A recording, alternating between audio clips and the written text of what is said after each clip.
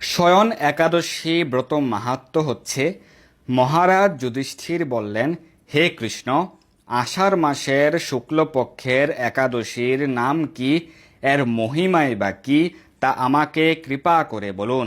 শ্রীকৃষ্ণ বললেন, ব্রহ্মা এই একাদশী সম্পর্কে দেবর্ষি নারদকে যা বলেছিলেন, আমি সেই আশ্চর্যজনক কথা আপনাকে বলছি। শ্রী ব্রহ্মা বললেন, হে নারদ, এই সংসারে একাদশীর মতো পবিত্র আর কোনো ব্রত নেই। সকল পাপের জন্য এই বিষ্ণু ব্রত পালন করা একান্ত আবশ্যক। যে ব্যক্তি এই প্রকার পবিত্র এবং সকল অভীষ্ট প্রদাতা একাদশী ব্রত না করে তাকে হয়। আষাঢ়ের শুক্লপক্ষের এই একাদশী শয়নী নামে বিখ্যাত। শ্রী ভগবান ঋষিকেশের জন্য এই ব্রত পালন করতে হয়। এই ব্রতের সম্বন্ধে এক মঙ্গলময় পৌরাণিক কাহিনী আছে, আমি এখন তা বলছি। বহু বছর পূর্বে সূর্যবংশে মানধাতা নামে একজন রাজর্ষি ছিলেন। তিনি ছিলেন সত্য প্রতিজ্ঞ এবং প্রতাপশালী চক্রবর্তী রাজা। প্রজাদেরকে তিনি নিজের সন্তানের মতো প্রতিপালন করতেন। সেই রাজ্যে কোনো প্রকার এরকম সমস্যা ছিল না। এইভাবে বহুদিন অতিবাহিত হলো। কিন্তু এক সময় হঠাৎ দৈবদুর্বিপাকে ক্রমাগত ৩ বছর সে রাজ্যে কোনো বৃষ্টি হয়নি। এর ফলে সেখানে দেবতাদের উদ্দেশ্যে দানমন্ত্রের স্বাহা স্বাধা ইত্যাদি শব্দ বন্ধ হয়ে গেল। এমনকি বেদপাঠও ক্রমশ বন্ধ হলো। তখন প্রজারা রাজার কাছে এসে বলতে লাগলো, মহারাজ, দয়া করে আমাদের কথা শুনুন। শাস্ত্রে জলকে নার বলা হয়, আর সেই জলে ভগবানের অয়ন অর্থাৎ নিবাস। তাই ভগবানের এক নাম নারায়ণ।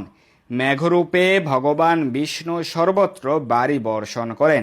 সেই বৃষ্টি থেকে অন্ন এবং অন্ন খেয়ে প্রজাগণ জীবন ধারণ করেন।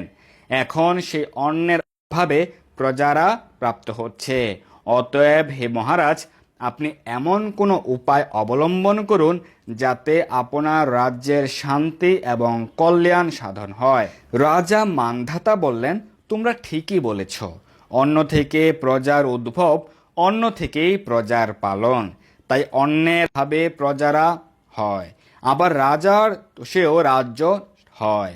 আমি নিজের বুদ্ধিতে আমার নিজের কোনো দোষ খুঁজে পাচ্ছি না। তবুও প্রজাদের কল্যাণের জন্য আমি আপ্রাণ চেষ্টা করব। তারপর রাজা ব্রহ্মাকে প্রণাম করে সৈন্যসহ বনে গমন করলেন। সেখানে প্রধান প্রধান ঋষিদের আশ্রমে ভ্রমণ করলেন। এভাবে একদিন তিনি ব্রহ্মার পুত্র মহা তেজস্বী অঙ্গিরা ঋষির সাক্ষাৎ লাভ করলেন। তাকে দর্শন মাত্রই রাজা মহা আনন্দে ঋষির চরণ বন্দনা করলেন। মুনিবর তাকে আশীর্বাদ ও কুশল প্রশ্ন জিজ্ঞাসা করলেন। রাজা তখন তার বনে আগমনের কারণ সবিস্তারে ঋষির কাছে জানালেন। ঋষি অঙ্গিরা কিছু সময় ধ্যানস্থ থাকার পর বলতে লাগলেন, হে রাজন, এটি সত্য যুগ। এই যুগে সকল লোক বেদপরায়ণ এবং ব্রাহ্মণ ছাড়া অন্য কেউ তপস্যা করে না।